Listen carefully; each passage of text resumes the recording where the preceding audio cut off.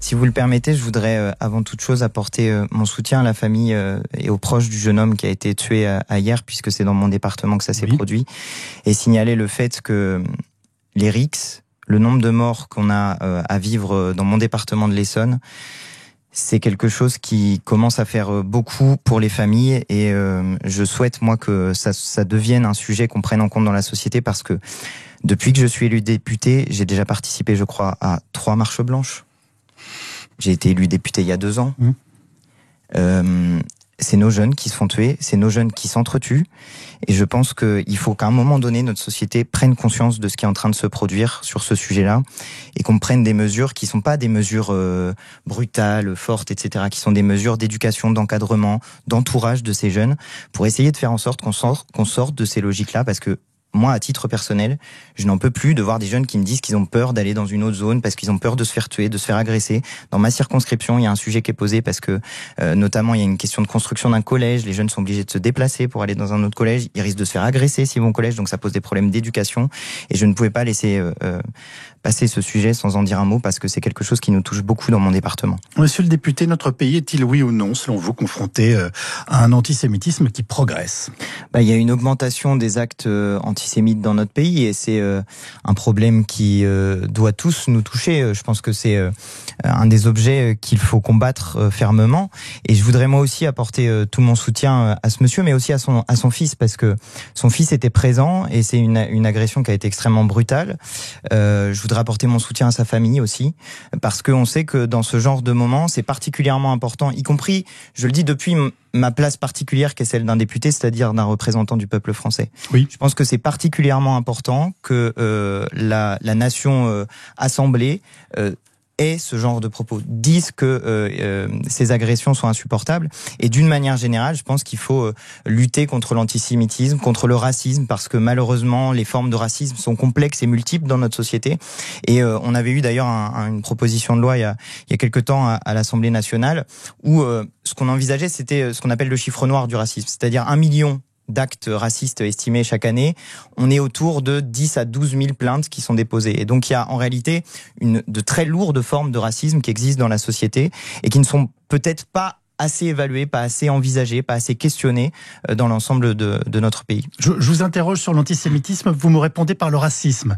Non, je vous ai répondu aussi sur l'antisémitisme. Non, mais j'entends bien, mais je voulais savoir si vous intégriez l'antisémitisme comme quelque chose de spécifique au sein de ce qu'on appelle plus largement le racisme. Vous comprenez ma question ? Bien sûr, il y a le racisme, c'est un phénomène qui existe dans l'ensemble de la société, et chaque forme de racisme, il y a des formes spécifiques de racisme, l'islamophobie, l'antisémitisme, il y a d'autres termes qui peuvent être utilisés, la négrophobie. Il y a plein de manières différentes de véhiculer du racisme, des propos racistes. Mais ce qu'il faut bien comprendre, à mon sens, c'est que le racisme, c'est un phénomène qui est systémique. Ce sont des systèmes de domination, de la même manière que on peut le dire pour le système patriarcal. Il y a des systèmes de domination où parfois certains peuvent reproduire des comportements racistes, y compris sans le vouloir, y compris à leur corps défendant. Et c'est précisément ça, je pense, l'enjeu de la compréhension des phénomènes racistes dans notre société, mais aussi des phénomènes antisémites, parce que, spécifiquement sur la question de l'antisémitisme, parce que il peut y avoir des phénomènes qui sont produits, qui sont reproduits de manière involontaire dans la société. Ce que nous avons toujours dit, nous avons mis dans notre programme la lutte contre l'antisémitisme. Je veux dire, je suis pas sûr qu'il y ait beaucoup de forces politiques qui aient mis la lutte contre le racisme, et spécifiquement aussi contre l'antisémitisme. C'est ce que nous avions fait avec le programme du Nouveau Front Populaire. Il faudrait sans doute regarder les programmes des autres forces politiques, mais en tout cas, nous, ça fait partie des choses que nous fixions comme des objectifs. Il puisse y avoir des imperfections dans la manière dont nous menons les choses, sans doute que ça peut arriver, mais dans ce cas-là, il faut aller regarder dans l'ensemble des forces politiques. Par exemple, quand l'UNI fait des saluts nazis, quand ils font des jeux de cartes littéralement antisémites, il y a une volonté antisémite. Je veux dire, il y a un acte qui pose des faits antisémites. Vous avez tout à fait raison. Ce que nous avons dit, c'est que il fallait pas mettre sur le même plan la politique de monsieur Netanyahou et les Juifs de France précisément, et les Juifs d'une manière générale. Et parce que nous avons beaucoup parlé du conflit entre Israël et la Palestine, parce que nous avons beaucoup parlé de ce sujet-là, parfois on nous a accusés d'antisémitisme de manière, à mon sens, odieuse. Parce que jamais, d'aucune manière, d'aucune façon, nous n'avons pointer des gens en raison de leur religion. À la France insoumise, jamais vous ne verrez cela. Ce qui définit, à mon sens, l'antisémitisme, c'est la volonté de cibler une personne en raison de sa culture, de sa religion.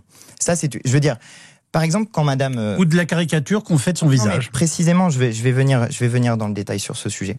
Cette affiche... Que faisaient les nazis pendant la guerre. Non, vous pouvez pas dire ça, monsieur. Je vous traite pas de nazis. Je vous dis simplement que nous avons traversé une histoire commune. Vous êtes en train de mettre... Qui évidemment, dans ces cas-là, ressortent. Allons jusqu'au bout de l'idée. Vous êtes en train de mettre la France insoumise sur le même plan que les nazis. C'est ça ce que vous venez de faire. Ça ne vous pose aucun problème de faire cela. Alors même qu'il y a un parti politique qui est le Rassemblement National, il y a quelques mois de ça, il y avait une candidate avec une casquette nazie. Je vais vous dire, madame, ça portait les choses d'une manière extrêmement claire, aussi clairement que l'avait dit Jean-Luc Mélenchon dans la manifestation d'hommage à Mireille Knoll. Si un juif de France est menacé, il trouvera porte ouverte chez les Insoumis. Je le dis aussi simplement que ça, parce que je ne peux pas le dire autrement. Jamais, d'aucune façon, nous ne ciblerons des gens en raison de leur origine, de leur religion, de leur culture, de leur couleur de peau. Pourquoi vous laissez passer des choses comme ça ? Écoutez bien ce que je suis en train de vous dire. C'est moi qui le premier ici ai dit sur ce plateau que mettre sur le même plan les Juifs de France et le gouvernement de M. Netanyahou, c'était une honte. C'est moi qui l'ai dit. Vous m'avez même dit, j'ai pas abordé le sujet. Je l'aborde précisément parce que je sais qu'un certain nombre de personnes font ça et que c'est l'un des problèmes qui est posé. Parce que moi, je ne mets jamais le gouvernement d'extrême droite de M. Netanyahou, sa politique que je trouve morbide. Il a tué 50 000 personnes, monsieur Netanyahou. Qu'est-ce que vous entendez dans mes propos ? Est-ce que vous entendez dans mes propos la moindre accointance d'une quelque manière que ce soit avec les logiques antisémites qu'ont pu présider, par exemple. Dans les vôtres aujourd'hui, non ? En fait, mes camarades ne disent pas autre chose. Si vous écoutez réellement ce que nous disons, c'est-à-dire si on sort des machins qui sont répétés parfois en boucle sur les plateaux, un peu comme vous venez de le faire, je suis désolé de mais camper à Tel Aviv, ça veut dire quoi, par exemple ? Pourquoi il dit camper à Tel Aviv ? Camper, c'est un terme qui est utilisé dans le vocabulaire militaire pour dire qu'on va sur un campement militaire. Donc, ça n'est pas... Donc, il y a une et vous savez quoi ? Moi, je le connais bien, Jean-Luc, en plus. Moi, c'est un ami, c'est un proche, c'est un camarade. Et Jean-Luc, quand il dit ça, au moment où il y a une réaction qui est faite sur le sujet, il dit mais ça n'est pas possible. Enfin, moi jamais j'ai voulu dire ça. Et quand il dit que les Juifs ont été tués par leurs compatriotes, vous voyez bien. Et quand il dit les cheveux, non, mais vous voyez ce que je veux dire, ça fait beaucoup quand même. Oui, mais à la fin. Si vous regardez, si vous regardez ce que nous, attendez, je veux juste aller au bout de ça. Si vous regardez ce que nous disons sur le fond, et c'était ce que j'étais en train de vous dire en hors antenne, ce que j'allais vous dire. J'ai fait un discours à l'Assemblée nationale. J'ai noté la date le 12 mars 2024. C'était sur le racisme systémique. Justement, je parlais du racisme systémique, du fait qu'il faut être capable chez chacun d'entre nous d'aller chercher les phénomènes qui peuvent exister, comme on l'a fait, comme on est peut-être un peu plus capable de le faire sur le patriarcat. J'ai terminé mon intervention par les mots de Frantz Fanon, en disant, quand vous entendez dire du mal des Juifs, dressez l'oreille, on parle de vous. Je devais vous redonner la parole, Antoine Léaumont, ce qui est normal. Vous êtes député France Insoumise de l'Essonne et vous répondiez bien entendu finalement aux questions qu'on était en train de se poser sur votre, non pas sur vos propos, mais sur le rôle que joue parfois votre parti dans ces questions relatives, notamment quant à la fois à l'État d'Israël et à la communauté juive en France. On va essayer de redire les choses de manière très claire parce que apparemment ça ne l'est pas pour certaines personnes. Nous avons une logique qui est une logique simple. C'est ne pas mettre sur le même plan le gouvernement d'Israël et les Juifs de France. Ou les Juifs d'une manière générale dans le monde. D'ailleurs, il y a plein de personnes qui sont de confession juive ou de culture juive qui sont des opposants au régime de M. Netanyahou. Mais de manière assez simple, il y a d'ailleurs plein de gens qui, en Israël, sont des opposants au régime de M. Netanyahou. Et moi, c'est ce qui définit une démocratie. Et vous voyez, moi, est une. Oui, alors il y a quand même quelques bugs sur la démocratie, notamment vis-à-vis du lien avec la justice et la volonté de M. Netanyahou. Pourquoi on parle d'Israël là ? On est censé parler des Juifs de France. C'est pas moi qui ai amené la question. C'est toujours cette espèce de double allégeance permanente pour les Juifs. Précisément. Parlons des Juifs de France. Précisément, ce que je voulais vous dire, c'est que moi je ne considère pas qu'il y ait de double allégeance. Je considère que les gens, ils ont une seule allégeance, qui est celle à leur pays. Mais si on décale le sujet aussi sur d'autres thèmes en ce moment qui existent dans la société, tout ce qui est fait par M. Retailleau sur l'Algérie, c'est une mise en cause. Vous répondez jamais aux questions en fait qu'on vous pose. Je sais pas, vous me parlez de votre circonscription dans l'Essonne, pardonnez-moi. Pourquoi là maintenant vous nous parlez de Retailleau ? Vous savez en fait la question de la défense en fait. Mais pardonnez-moi, mais parce que vous répondez pas. Mais vous répondez pas. Il y a un jeune homme qui s'est tué dans ma circonscription, j'ai pas le droit d'en parler. Donc vous êtes là pour parler sur l'antisémitisme et vous parlez d'autres choses parce que vous n'avez pas envie de répondre aux questions. J'en ai parlé et je vous réponds, Madame Saporta. En quelques mots, merci. Je vous en prie. Ah pardon, j'ai répondu à vos questions. Je suis en train de vous dire, vous me parlez de double allégeance, je suis en train de vous répondre sur la double allégeance. Quand je vous réponds sur la double allégeance, vous parlez d'Israël. Hein, on vous parle de qu'est-ce que c'est l'antisémitisme en France. Vous parlez de la loi sur le narcotrafic. Donc il y a un moment. Mais j'ai pas parlé de la loi sur le narcotrafic. Je vous en ai parlé. De Retailleau et de l'Algérie. Enfin, pardon, on peut parler de tout. Monsieur le député, s'il vous plaît. On peut parler aussi de la couleur de RTL. Alors c'est rouge. Je crois pas que ce soit moi. Je ne crois pas que ce soit moi qui ai mélangé les questions. Je ne crois pas avoir parlé de la loi sur le narcotrafic. J'ai parlé de la question de l'Algérie et du fait que M. Retailleau essayait d'exciter les tensions chez nos compatriotes franco-algériens, spécifiquement en essayant de dire qu'ils auraient d'une manière générale une double allégeance. Mais ce que vous avez dit tout à l'heure sur les Juifs qui quittent notre pays, justement, il y a des problèmes majeurs qui sont posés à ce sujet-là. Il y a des Juifs qui quittent notre pays parce qu'ils ont peur. Il y a des musulmans qui quittent notre pays parce qu'ils ont peur. Il y a d'ailleurs un très beau livre sur le sujet qui s'appelle « La France, tu l'aimes mais tu la quittes » et qui parle en particulier de nos compatriotes qui ont fait des études, qui ont essayé de faire tout ce qu'ils pouvaient pour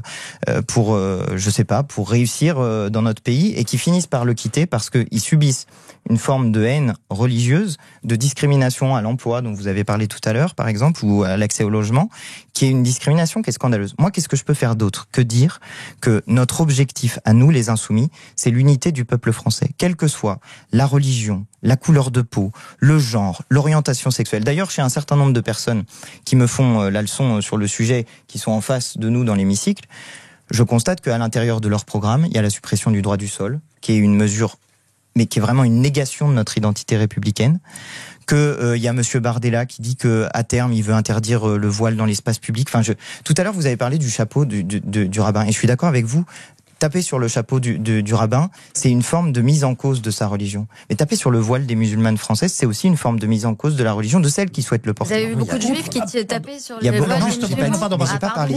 Contre l'antisémitisme, Isabelle, contre l'antisémitisme qui est notre thème ce soir. Vous avez dit, attendez. Non mais parce que à chaque fois qu'on vous parle des juifs, vous parlez des musulmans. À chaque fois qu'on vous parle de l'antisémitisme, vous parlez d'autres choses, vous répondez à aucune des questions. Non mais c'est facile à voir. Je pense que vos auditeurs ont pu voir que j'ai répondu de manière assez patiente. Regardez, je serais vraiment très heureux et je pense que c'est vraiment très important. Je suis profondément antiraciste et je pense que si une femme musulmane se fait frapper dans la rue au visage et son voile jeté par terre et écrasé, je serais très heureux de participer à n'importe quelle marche, à n'importe quel rassemblement et à prouver mon soutien. Voilà, c'est juste pour vous dire à la fois que en fait quand vous parlez du chapeau du rabbin qui a été écrasé, vous parlez du voile des musulmanes qui n'a pas été écrasé. Il y avait eu ce cas-là. Si vous voulez bien vous souvenir, il y avait eu le cas d'une dame juive dont la perruque avait été arrachée par la police en garde à vue une fois. Oui. Et moi, je me souviens avoir fait un mot de soutien à cette personne. Et justement, c'est dans ce genre de moment où il y a des agressions qui sont commises, où il y a des manières de mettre en cause la religion des gens. C'est pour ça qu'on parle de religion. Donc, c'est aussi, quand on parle de religion, il faut, à mon sens, justement essayer de démêler les mécanismes qui font qu'il y a des haines religieuses qui peuvent exister, des détestations de telle ou telle religion. Et justement, moi, ce que j'essaye de dire, c'est que je ne fais pas de tri, je ne trie pas à l'intérieur du peuple français. Pour moi, il n'y a pas des juifs, des musulmans, je ne sais quoi. Bien sûr qu'il y a des gens qui ont cette confession ou une autre confession. Mais par contre, moi, ce que je vois, c'est des citoyens de la République française. Et précisément, qu'est-ce qui fait, je vais juste finir sur ça, mais qu'est-ce qui fait notre égalité, si on pense en termes républicains? C'est précisément dans notre égalité, dans notre capacité à faire la loi et dans notre devoir de la respecter. Donc, c'est une égalité républicaine et citoyenne. Moi, c'est ça que j'essaye de porter.